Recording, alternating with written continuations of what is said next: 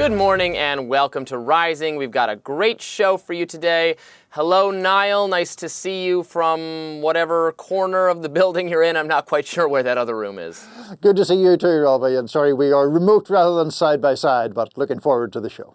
All right, here we go. We're just 20 days out from the election. Pollster Nate Silver has the latest data showing former President Trump and Vice President Kamala Harris literally 50-50. It is anyone's game, ladies and gentlemen. At this point, the polls show voters trust Trump more on the economy than they do Harris. A Reuters Ipsos poll found Trump sits at 45% support on the economy compared to Harris's 40%. Trump sat down for an interview with Bloomberg where he was confronted on his economic plans by Bloomberg editor-in-chief John Micklethwaite. Let's watch. You are making all these promises. Latest one was car loans. You're flooding the thing with giving giveaways. But we're going to grow. I was actually quite kind to you. I used 7 trillion. The upper estimate is 15 trillion. People like the Wall Street Journal, who's hardly a communist organization, yeah, but you don't know. They have criticized you on this as well. You are running up enormous debt. What does the Wall Street Journal know? I'm meeting with them tomorrow. What does the Wall Street Journal know? They've been wrong about everything. So have you, by the way. You've been wrong about it. You're trying to turn this. You've been wrong about it. No, you're trying to turn this into debate.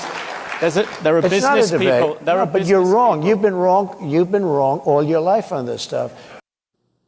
As part of his economic plan, Trump's been offering up new tax cuts to nearly every group of voters. Many fear those cuts will swell the nation's nearly $36 trillion national debt. The Committee for a Responsible Federal Budget recently projected that Trump's economic agenda could cost $15 trillion over a decade. Trump insisted throughout the Bloomberg interview, though, that surging output would cover the cost of his plans, and that he's very good at mathematics. Let's watch. And what about consumers, people out there? They're going to be the biggest beneficiaries. Yeah, critics say your tariffs will end up being like a national sales tax. Nope, the countries will pay. If you have, America at the moment has $3 trillion worth of imports. You're going to add tariffs to every single one of them. That is going to push up the cost for all those people who want to buy foreign goods. Now, what's going to happen? Simple mathematics, President Trump. It's not. Yeah, it is, but not the way you figure it. I was always very good at math. Trump was also pressed on whether he'd break up Google. Let's watch. Should Google be broken up? I just haven't gotten over something the Justice Department did yesterday, where Virginia cleaned up its voter rolls and got rid of thousands and thousands of bad votes, and the Justice Department sued them that they should be allowed to put those bad votes and illegal votes back in and let the people vote. So I haven't gotten over that. A lot of people have seen that. They can't even believe it. The question is about Google, President Trump. Yeah, look, Google's got a lot of power. They're very bad to me, very, very bad to me. I mean, I can speak from that standpoint. Now, while Harris might not be doing so hot when it comes to the voters and the economy, she does seem to have the trust of white women.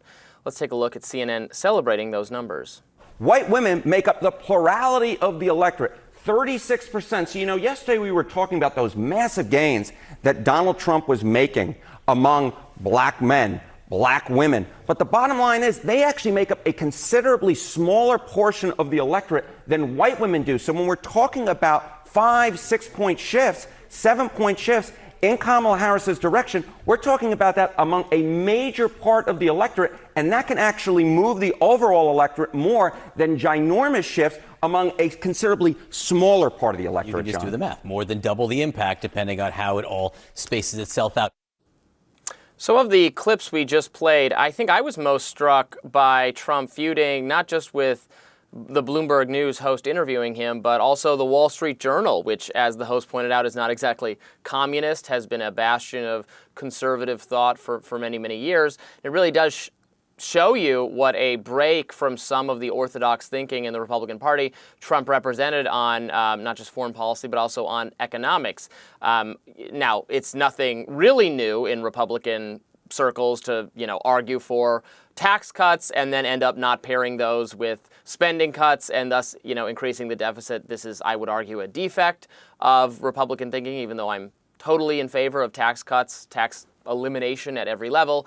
I believe it should be also paired with deep cuts to spending so as to not grow the deficit. But under Republicans, you get runaway government spending and maybe tax cuts. And then under Democrats, you also get runaway government spending and you don't have the pretense of tax cuts.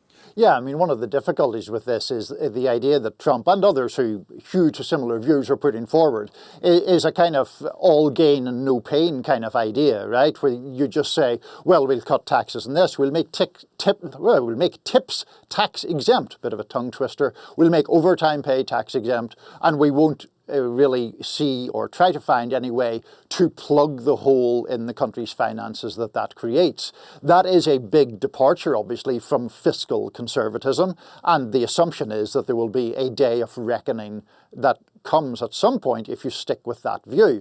But it's very much in keeping with, I think, Trump's general view of a lot of things, where he just wishes to hand things to people or to make himself popular, and he doesn't particularly care or doesn't particularly bother him what the consequences may be. It certainly doesn't bother him if he breaks with Republican orthodoxy on these kind of matters.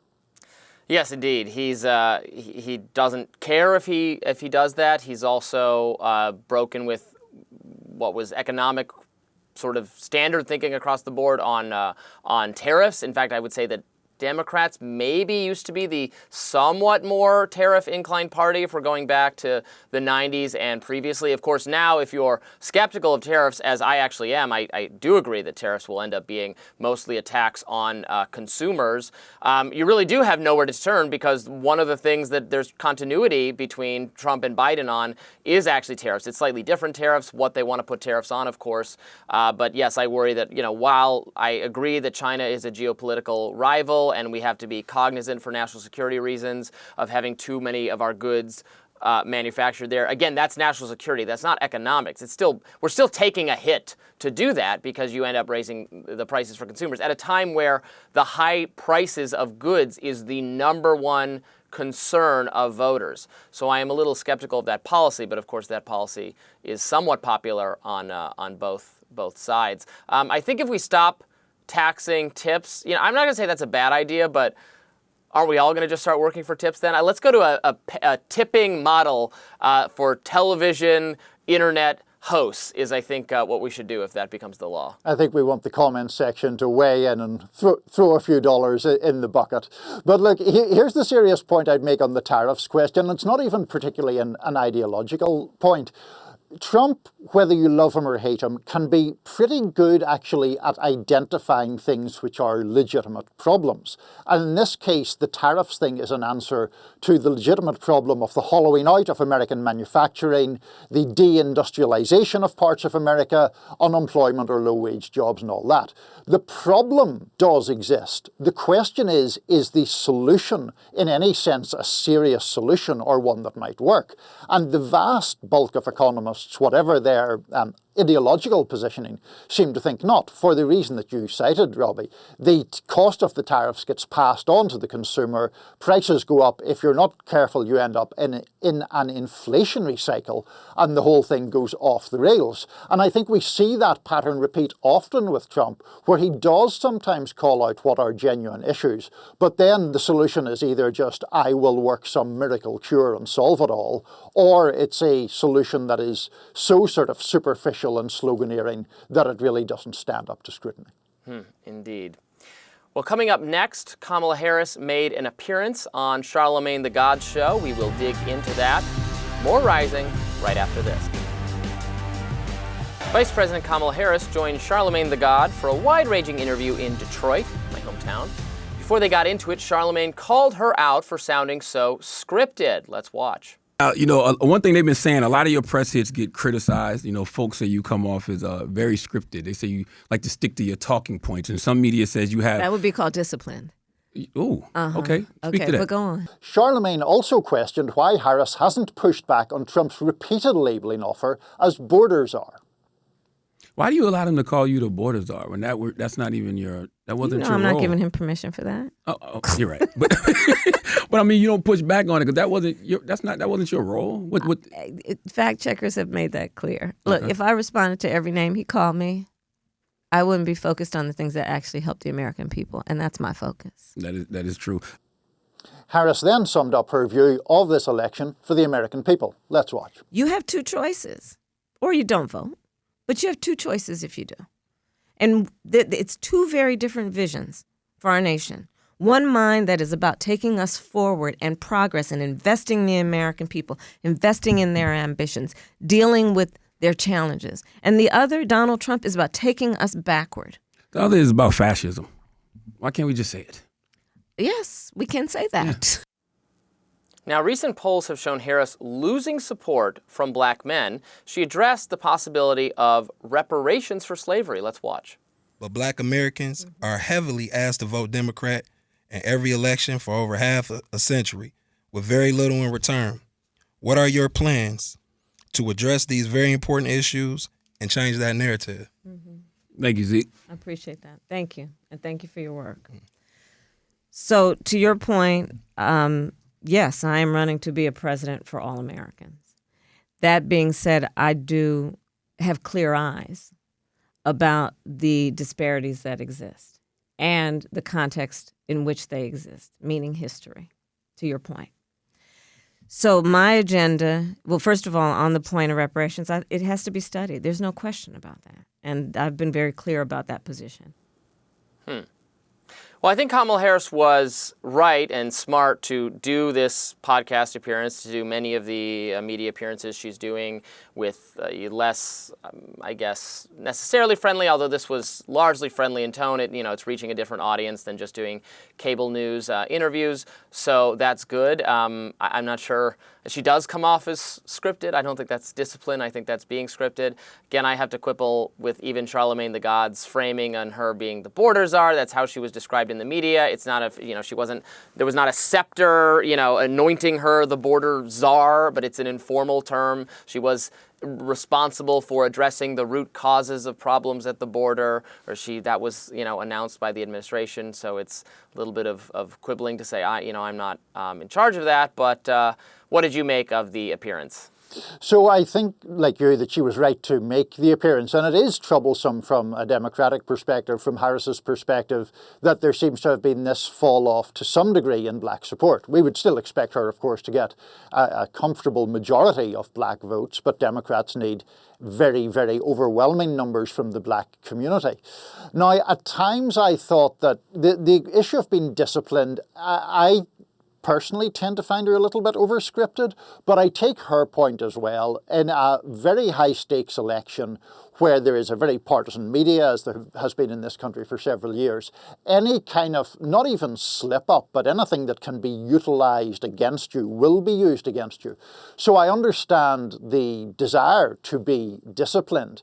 On the question of reparations, which is maybe one of the most explosive questions that came up here, that's a tricky one. I see the moral case for reparations. I just don't think that it is politically viable at all. And I think the likelihood is that you turn off vast numbers of white voters if you propose it in a serious way.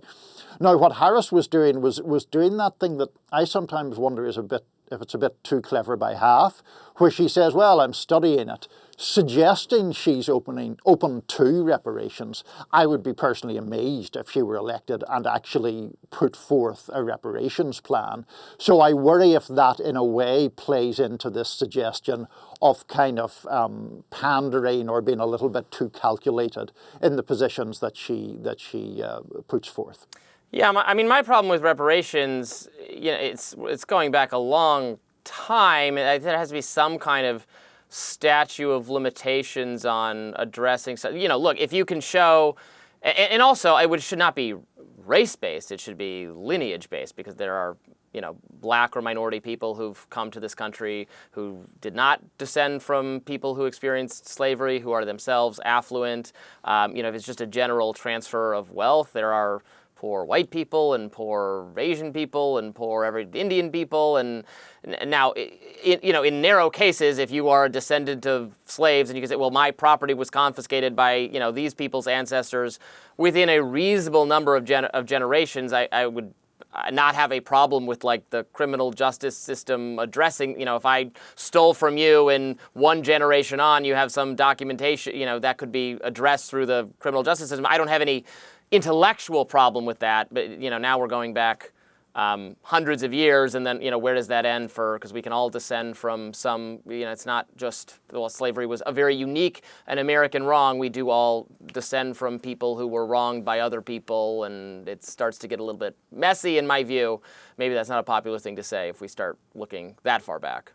Yeah, I mean, look, I do think that there's an argument to be made that the systematic nature of slavery and the things that followed from slavery put a unique economic penalty upon the black community. But what about the Irish, how they were treated by the British? I don't think, look, if people want to hand me money, that's okay, but I don't think the Irish were treated as badly as black people were. And Irish Americans who tend to be more conservative sometimes make that argument, and I don't really go for it. I think, it's interesting. I think that there's the academic or abstract argument about reparations, and then there's the chance, or in my view, lack of chance of it being enacted anytime soon as a political measure. I just think it's interesting as Harris tries to, frankly, cater to black voters, how she's trying to do that. So we saw, for example, a couple of days ago, a rather peculiar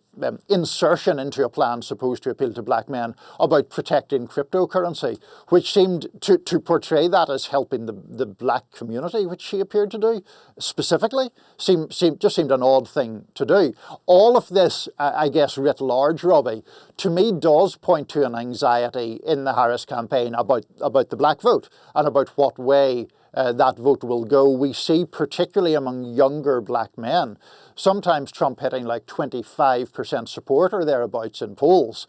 We all know that polls can be wrong in all kinds of directions. But if that were replicated on November 5th, obviously Harris is in very deep trouble. I, like you, similarly raised my eyebrows at the crypto part of the pitch to black men, which was so specific that I'm going to presume that I'm just not informed in this, and maybe there is some particular interest among black men in crypto. I am supportive of crypto and not over-regulating it, so I was happy to see that policy proposal. It's geared toward me. I'm obviously not a black man, but I was happy to see it discussed. Similarly, I was happy to hear decriminalization of marijuana discussed, which is not obviously.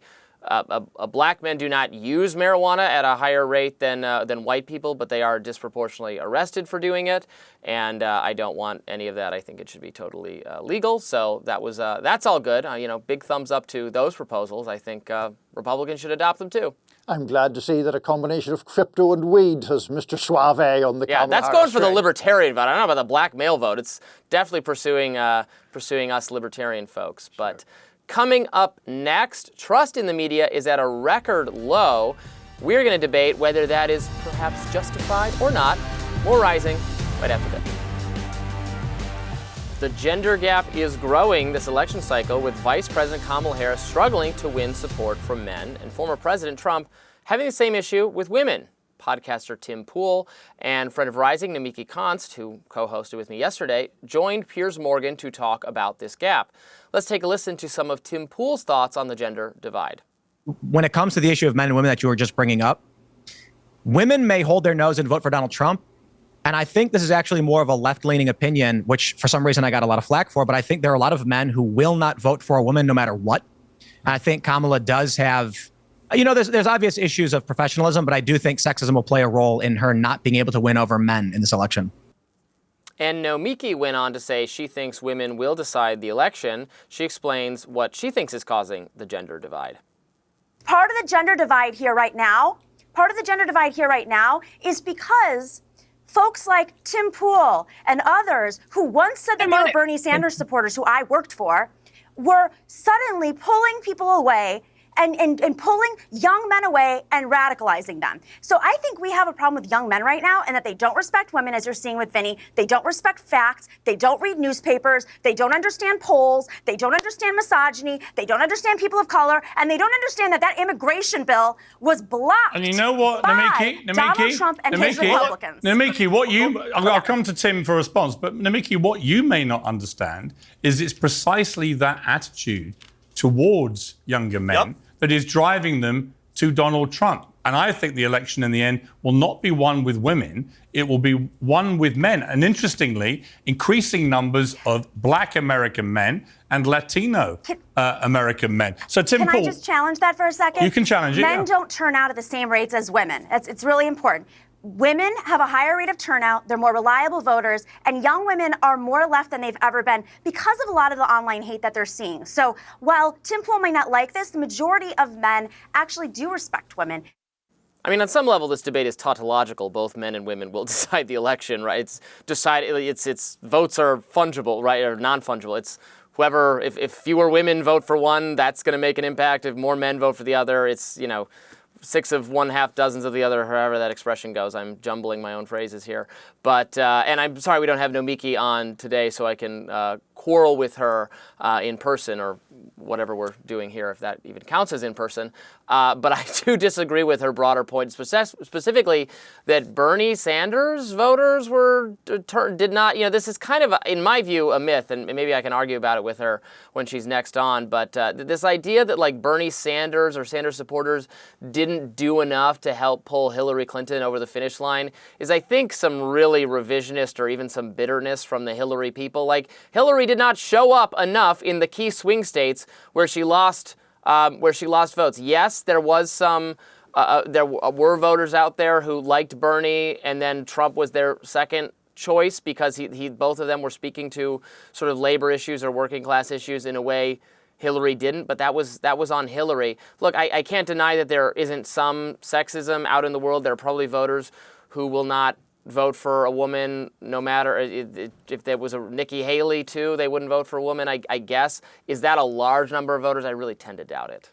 So I have complicated or mixed feelings about this, because on one hand, I do think that the criticism of female candidates often does betray a sexism, and I do think that they are sometimes held to different standards. And obviously right here and right now we have you and me, two men, discussing women and who votes for women and why they do not vote for women.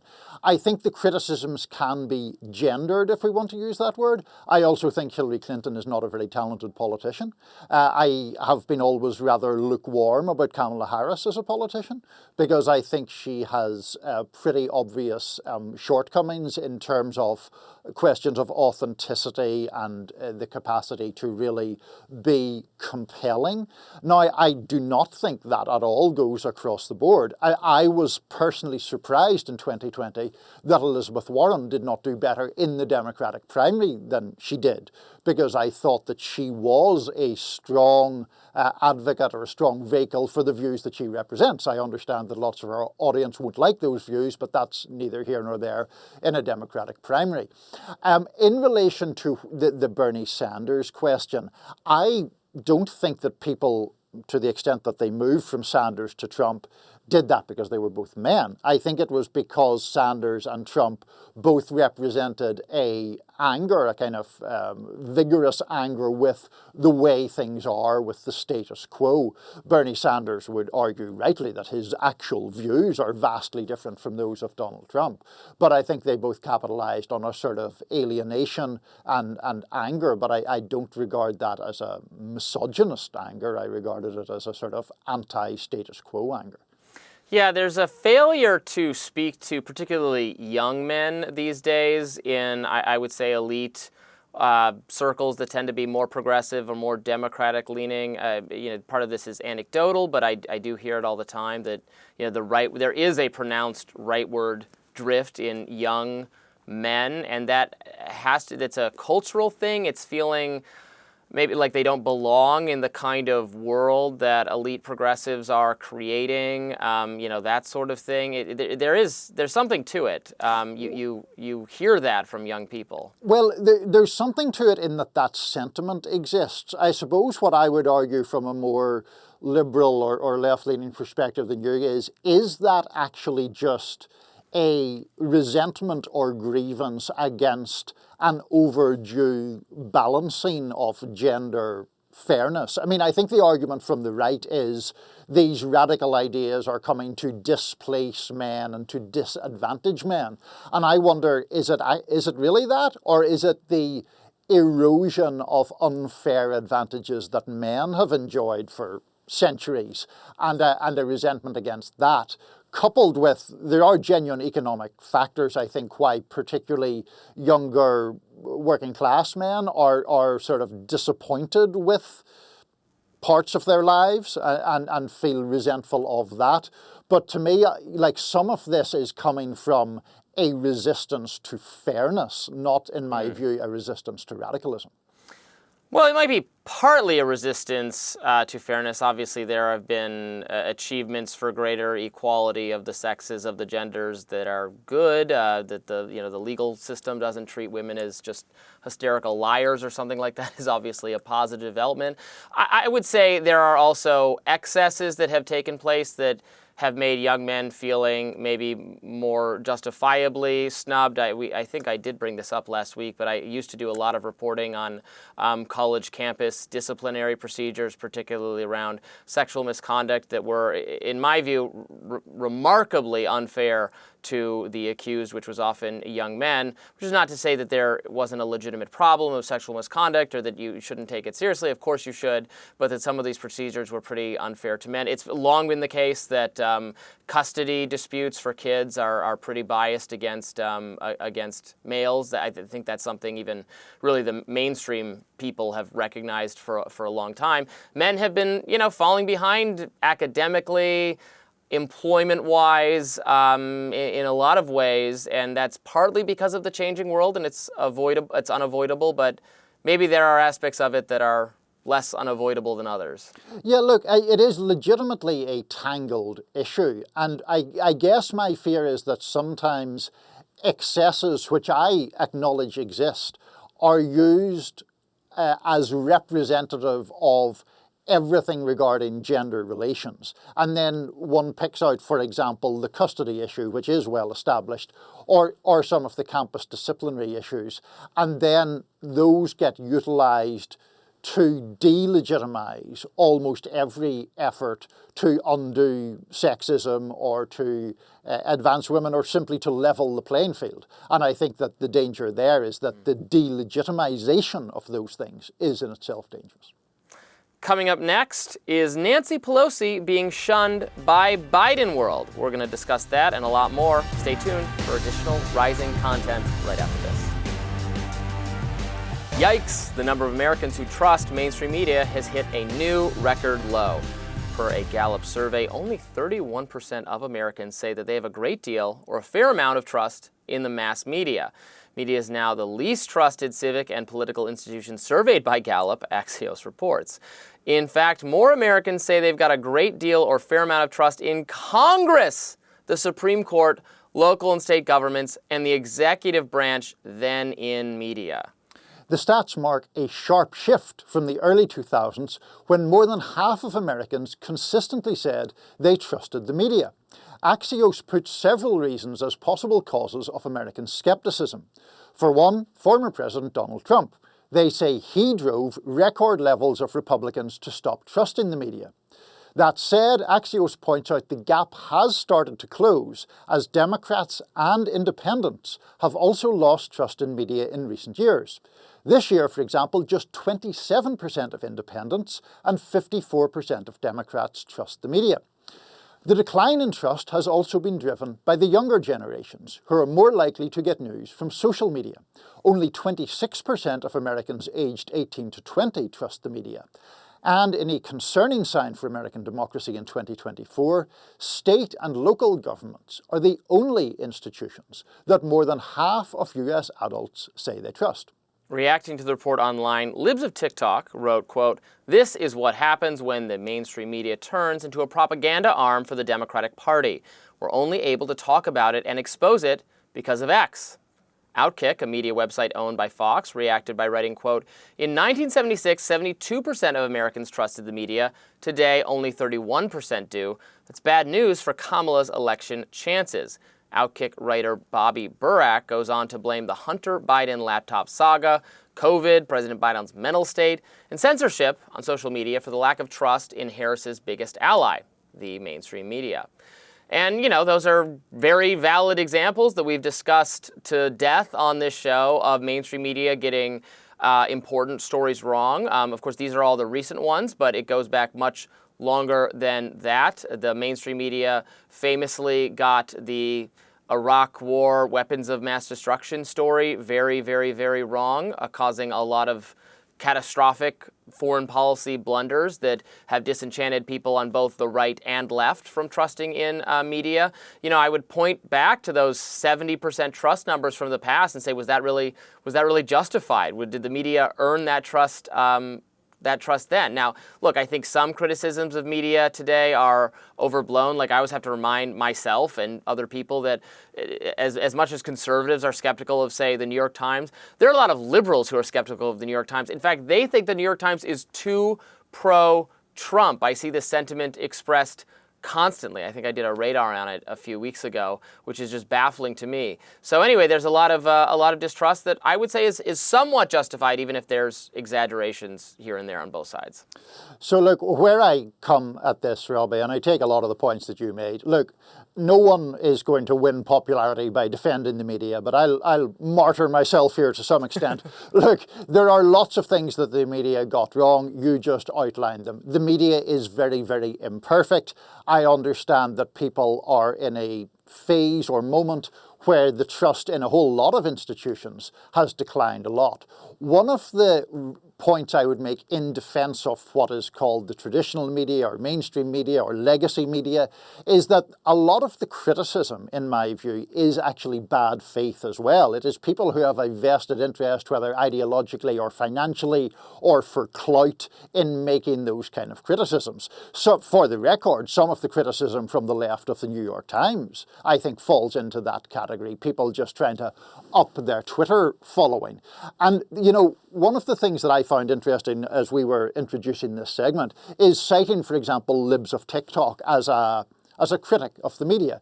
That account started off, in my view, somewhat interesting, pointing out sort of excessive or weird liberal statements, but it has become also, in my view, just a kind of troll account to push people to the right or to make right-wing talking points. And that gets to my bigger issue, which is the sense that, oh, well, independent media or social media is better. I don't think it is. I think it's often worse a lot of the time. And I think even people who portray themselves as independent media are often just as likely to preach to the converted, to sing to the choir, as the New York Times or MSNBC or Fox News are. I mean, we're all going to be guilty of that. I've learned from, being in the business, and we're in a weird position because we're part of a large corporate media organization, but we have really vast editorial freedom to talk about what we want and pursue topics that we want that are often, because we have a debate show, I'm often very critical, and then you or the other host might have a different point of view. I think some of the biggest flaws and faults in mainstream reporting is often not the reporting itself, but how it's framed. I've noticed this particularly with the New York Times in a couple instances recently. One of them is this Kamala Harris plagiarism story, which we discussed yesterday and will likely discuss tomorrow in greater detail because I'm going to do a radar on it. But, the New York Times story does concede that it's plagiarism, but the headline is, conservative activist pounces or seizes on this story. The way they want to frame it is, oh my God, how dare conservatives notice this? Or even the reporting on the gang involvement in those Aurora, Colorado apartment complexes. New York Times had a really good comprehensive story about it. The headline was, though, that this story is false or how Trump is spreading a false story. When you look in the details, it's there's a legitimate disagreement over how much of the blame here is the city's fault. I would not immediately trust the city mayor or police saying, oh yeah, there's no problem here, we took care of it. The management company saying they didn't. But of course, the management company could be lying or exaggerating. Maybe they did a bad job of managing the situation. And the story really gets at that there were gang members arrested in the apartment complex. They weren't collecting rents. You could quibble with the takeover designation. But it's a complicated story and there are serious problems. And the story captures all of that. But the headline is, Trump, conservatives lying to you about this. And that's really what the failing is. Yeah, I don't massively disagree with that, particularly on the Kamala Harris plagiarism story. And I do wonder, I know I'm partly here to argue with you, but I do question whether there is more of a thumb being placed on the scales as time goes by on stories like the plagiarism. And the idea that that sort of those stories have to be framed in a way that tilts them. I have the same concern, a concern that has grown in my case over the years with fact-checking, because oftentimes I read fact checks and they do tend to tilt sometimes in the liberal direction, and I'm just not convinced that they're quite as watertight as they purport to be on occasion. Now, my argument is sort of more generally that I would trust the processes of, say, the Associated Press far more than I would trust libs of TikTok to present something honestly. I mean, or various online, YouTubers or whatever to present them honestly. There is, I think, a case to be made for professional journalism with its flaws and fallibilities over things that are purely ideologically driven and, to my mind, often willfully misrepresent things in order to reach or push for a particular ideological or political conclusion. Yeah, I mean, there are definitely independent, on their own type people that I do broadly trust, that we feature their reporting on the show sometimes. Like, Nate Silver is now just a guy writing a Substack, right. And I think he's pretty dead on, 99% of the time.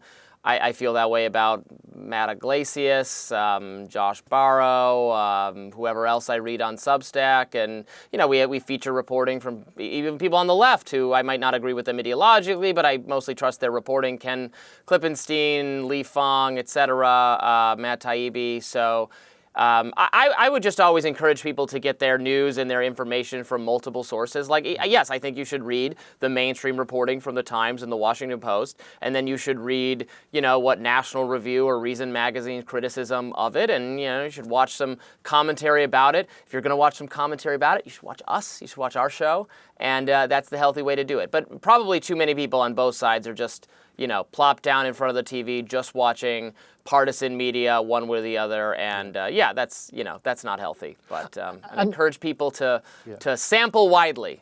And just a very final word about partisan media, Robby. I think that a lot of the time what I have the objection to is what I see as intellectual dishonesty. It's not really the ideological perspective. Conservatives, liberals, people further to the right, or in the libertarian right, people further to the left, can still be honest in the way they present things. The issue that I have is when things become propagandistic, and I think that is a problem that is growing more serious as time goes on. Coming up next is Niall's Notes. You won't want to miss that. Stay tuned. We'll be back with more Rising in just a minute. Niall, what's in your notes?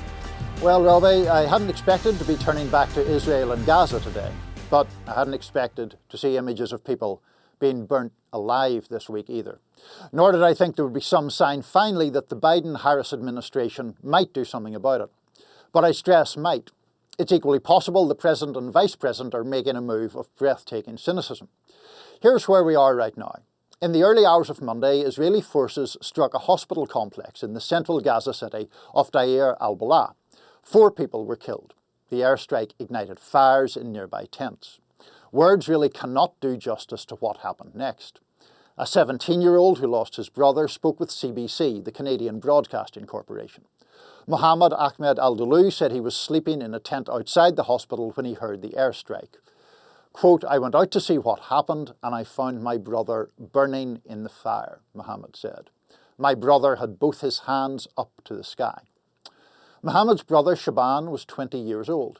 He was burned alive. CBC noted the video footage of Shaban's death was widely available on social media, a graphic for the broadcaster to share. The Israelis have said the airstrike targeted a militant command centre adjacent to the hospital. Perhaps they'll provide proof of that claim, but so far they haven't. Now here's the other part of the story. In a letter that became public yesterday, Secretary of State Tony Blinken and Secretary of Defense Lloyd Austin warned Israel that it has to let more humanitarian aid into Gaza or risk US weapons finally being cut off. Blinken and Austin laid out specific measures that the Israelis must take within 30 days. Unfortunately, the US has a history of threatening Middle Eastern leaders with red lines that soon fade into oblivion. But this time, the administration's red lines include allowing more aid trucks into Gaza. In northern Gaza, the civilian population has been ordered to evacuate by the IDF, but they say they have nowhere to go, and some people report coming under fire when they try to move. Food coming in has slowed to the tiniest of trickles. On Monday, 4 human rights groups in Israel pleaded with the international community to take action. The Israeli groups said there were, quote, alarming signs that their government was starting to implement what is known as the General's Plan, a blueprint those groups characterized as, quote, a complete, forcible transfer of the civilians of the northern Gaza Strip through tightening the siege on the area and starving the population. Such a tactic would, of course, be a flagrant war crime. The Israeli military denies it's happening. So can America force a change in course? Certainly, if Biden and Harris are serious. And there's the question. The Biden administration has paused only a single arms shipment to Israel over this past year, and American military aid to Israel since the heinous Hamas attacks of last October 7th has amounted to almost $18 billion. That's according to a recent study from Brown University. On a Sunday, the very day the Blinken-Austin letter was written, the Biden administration said it would send an advanced air defense system to Israel, along with 100 American troops to operate it. One more thing. Kamala Harris was in Michigan yesterday. It was the first of 3 visits she has scheduled this week to the state with the highest concentration of Arab Americans in the nation. Michigan is one of the 7 key states that will decide this election, and more than 200,000 Arab Americans live there. A narrow polling lead that Harris enjoyed in August has been wiped out. Donald Trump now leads by a sliver. So you see, there's a problem with the administration's 30-day time frame on Gaza, and it's an obvious one to anyone who looks at a calendar. It places the deadline for Israeli compliance beyond the presidential election. Maybe Biden and Harris and Blinken and Austin have all had a change of heart about their previously ironclad support for Israel. Or maybe they want to give those Americans who are outraged about atrocity after atrocity the appearance that things are changing, without actually committing to any change at all. Once November the 5th passes, this administration could be on its way out. Or a President-elect Harris could decide, with the votes safely in the bag, that Israel has just done enough, again, to keep the guns and bombs flowing. If that's the plan, it's cynical and ruthless. But when it comes to the Middle East, there's plenty of ruthless cynicism to go around. Yes, indeed. And it has certainly gotten to a point where the administration, again, they want to at least signal, they want to suggest to their base that they do not find the situation in Gaza to be acceptable and that they want to put some kind of restraint on what Israel is doing, which, you know, we're seeing these images. They're horrific. Thank you for reporting on them and discussing them. No one wants to see Palestinian children, innocent, being burned alive. It's just unconscionable, and it's there's no end to it in sight. But the question is the administration actually going to do something about it? That's not clear. You know, the rhetoric is getting more aggressive. What Tony Blinken's had to say is more aggressive, but again, I'm not seeing an actual change in policy. Ultimatums, we've had ultimatums before. Netanyahu walks right over that line, and there's no follow-through. Right, exactly, Robby. And there was a similar situation back earlier this year when the administration put pressure on the Israelis to let aid in. That request was granted temporarily or briefly. Aid then started being blocked once again after a certain determination had been made to allow US weaponry to keep flowing. And you're right, I mean, it does get to the point of, is this some genuine shift, or is it an election and vote-winning tactic? And if it's a vote-winning tactic, it's really an extraordinarily cynical one. I mean, to make political use of a situation as dire as this is really unconscionable, to use a word that you used a few seconds ago. So that's the big question. And I suppose the other related question is, will this work if it is indeed a political gambit? We mentioned there Harris slipping behind in Michigan, which I know is your home state. There is, I think, if she were to lose that, it's one of the blue wall states. If she loses there, it's very troublesome for her. But is it just trying to sort of buy voters off there without really promising any significant or substantive change in policy? Yeah, my big question is whether we would get a change in policy if Donald Trump, does win the election.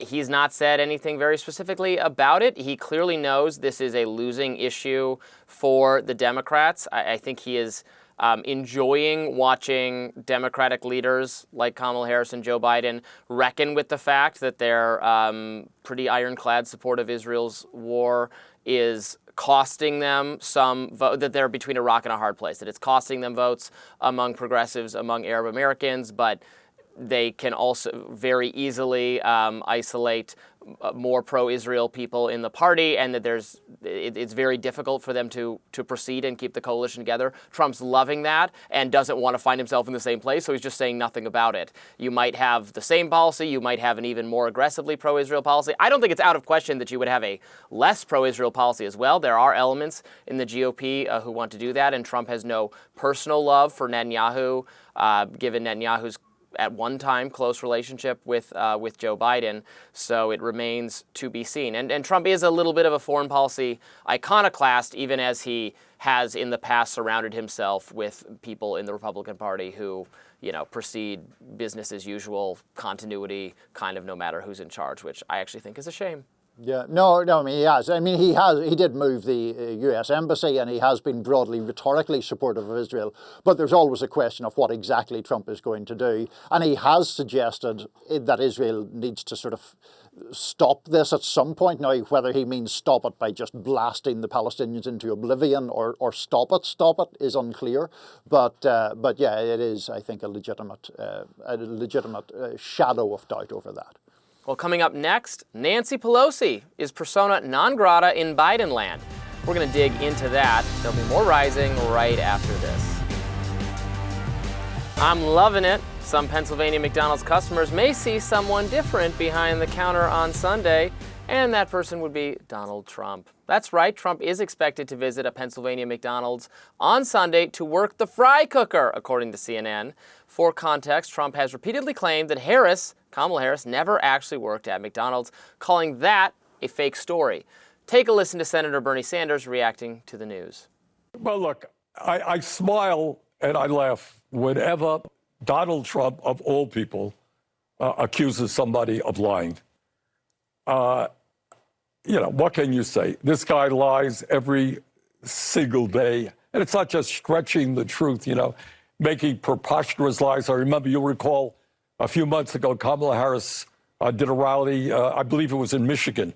She had 10, 15,000 people out. It was covered. It was live streamed, covered by all the media. And Donald Trump alone perceived that there was nobody there.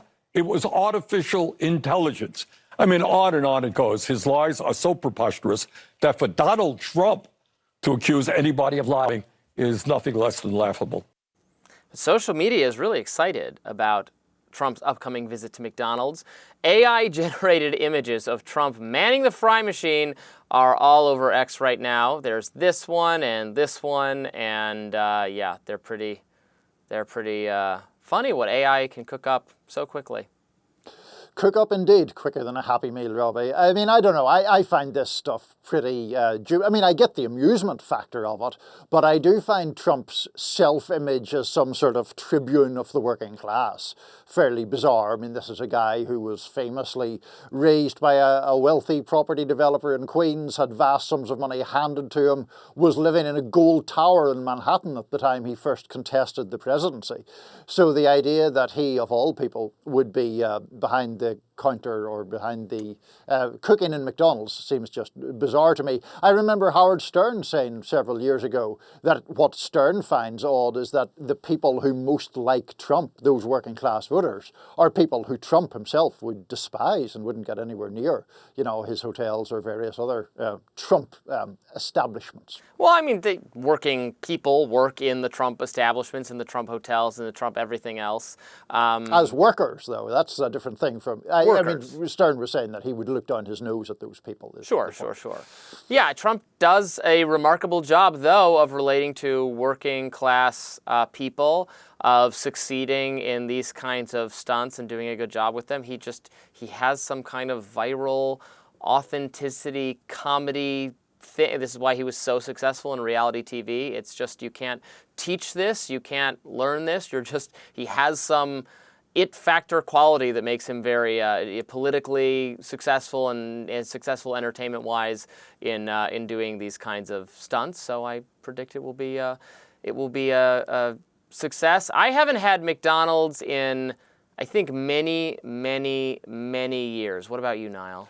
I have had it fairly recently, but it makes me like break out in spots, which I think tends to be. We'll probably get sued by McDonald's now for suggesting that it is less coming for you. Nutritious and fantastic. But like, I mean, I don't want to be like po-faced about this, but I just think like when we talk about Trump and his entertainment value, yeah, that's there, but like this is just that whole thing of a confluence of entertainment and politics, where someone's entertainment value or someone's capacity to use the lessons of reality television for political campaigning is in some sense seen as a qualification to be president of the United States.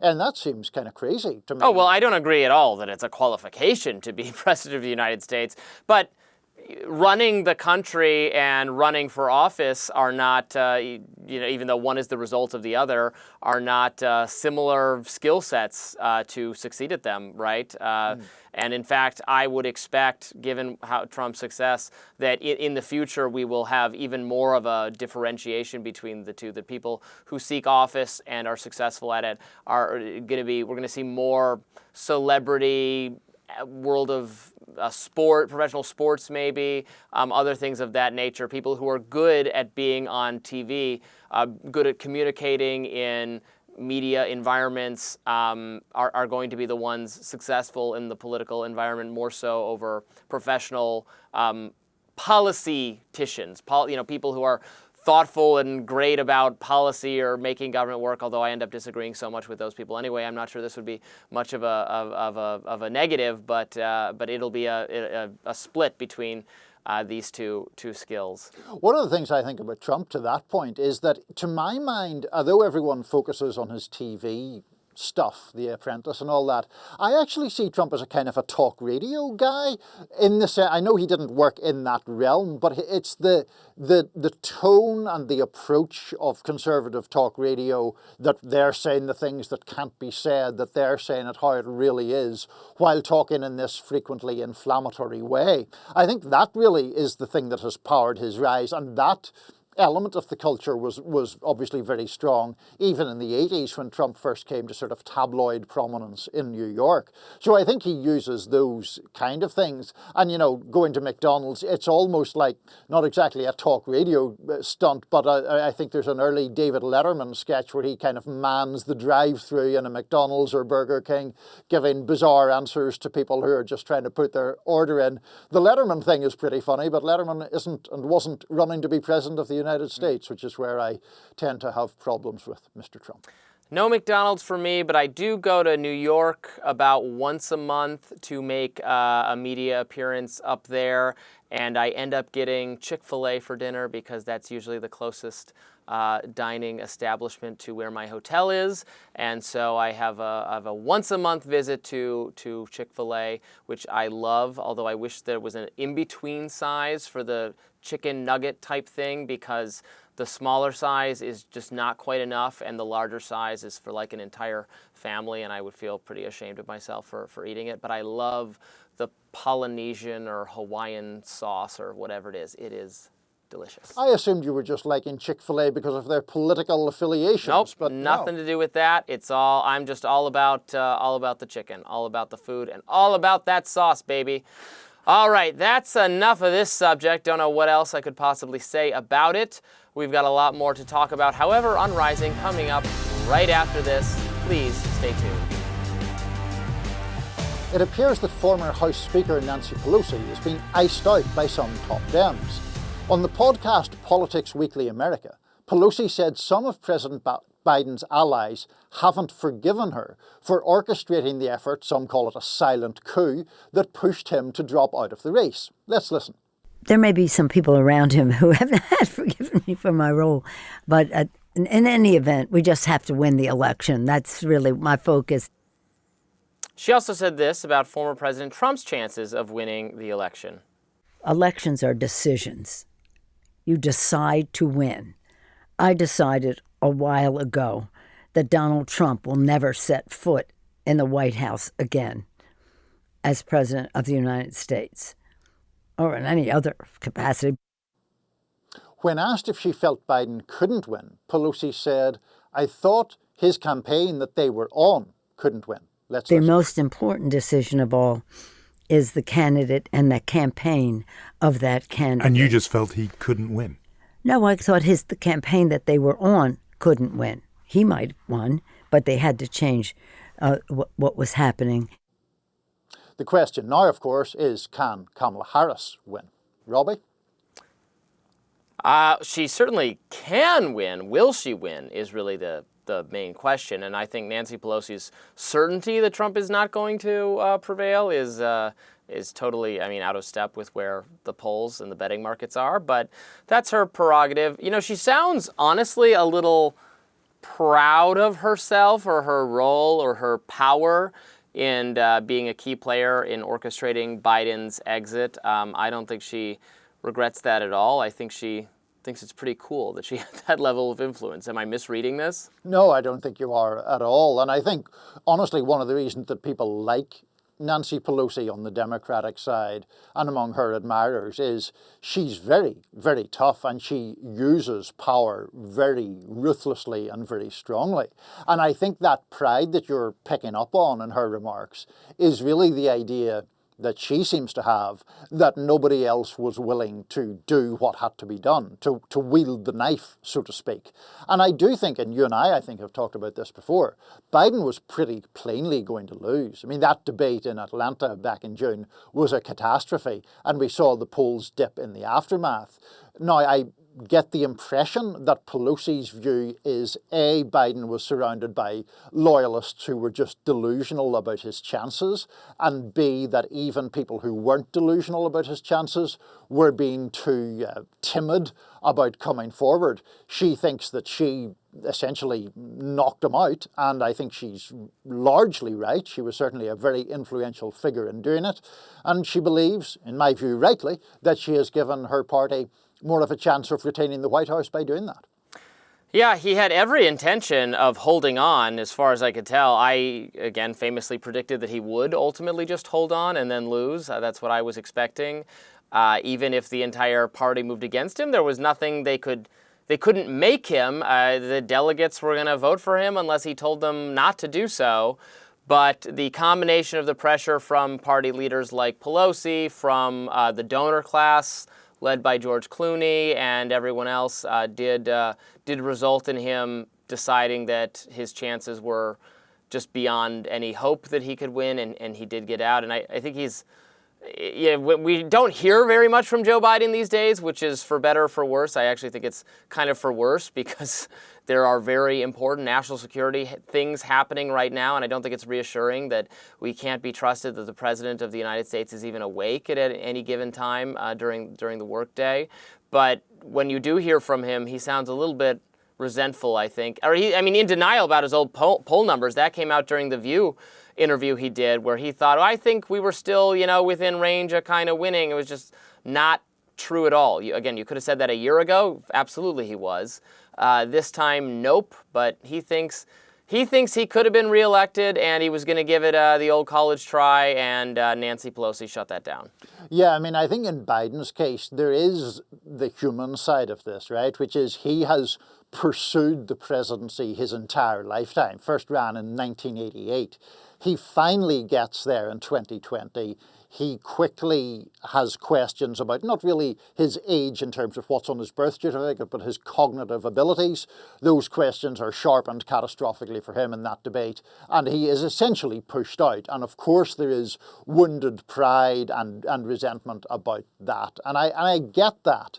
Now, I think, whether one thinks I'm not sure that he's sleeping through the workday, but I do get that it's a tricky argument to make that he's not really fit for a second term, but he is somehow fit until January the 20th. That's a tricky argument to make. Just briefly, Robby, getting back to the Pelosi thing, as someone who appreciates the blood sport element of politics, I did enjoy at the Democratic National Convention the footage of Pelosi with, I think it was a sign with something like "Thank you, Joe" or something on it, and her joining in the chants rather anemically. I remember people on social media comparing it to a mafia boss showing up at the funeral funeral of someone they'd had whacked, which was pretty much the sentiment, I think, at the time. Very Cersei Lannister sipping wine as all her enemies get blown up in the green flames. That's what it made me think of. That does it for us today on Rising. Thanks so much for tuning in, and be sure to like, share, and subscribe so you never miss any of our content. And for those of you who like to listen while on the go, we're now available anywhere you can hear your podcast. You can get that podcast fix. We'll be back with another installment of Rising tomorrow, and we'll see you then.